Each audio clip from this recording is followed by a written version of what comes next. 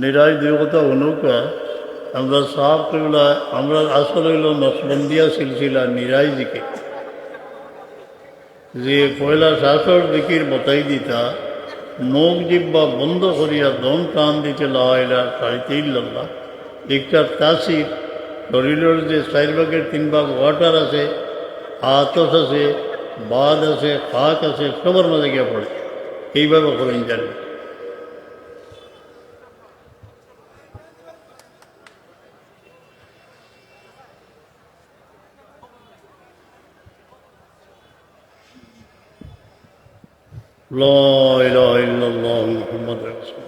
যারা এই সবক আগে থেকে করিয়া এরা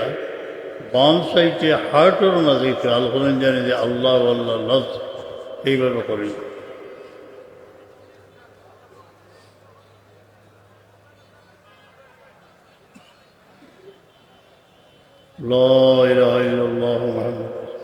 প্রত্যেক দিন কমপক্ষে 200 বার দরুদ শরীফ পড়বা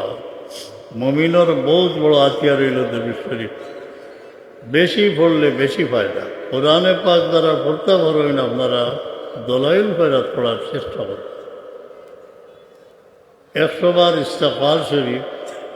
খাস করি জুম্মার রায় খুব বেশি খান্দাকুটা করুকা যে আল্লাহ কসুরি মাফ করে দিতা সব দরজা আপনার লাই করে দিব 5 ওয়াক্ত নামাজ শান্তিতে পড়লে আল্লাহ জীবন শান্তি করে দিবা আল্লাহ যতদিন হায়াত আছে শান্তিতে নামাজ আদায় করার পরের বালাই যে দেখতে পারে না তার দুনিয়া আখিরাত নষ্ট হয়ে যায় মানুষের মঙ্গল কামনা করবা আর দিন আর নসিহত মানুষের বলা পরামর্শ দিবা এবং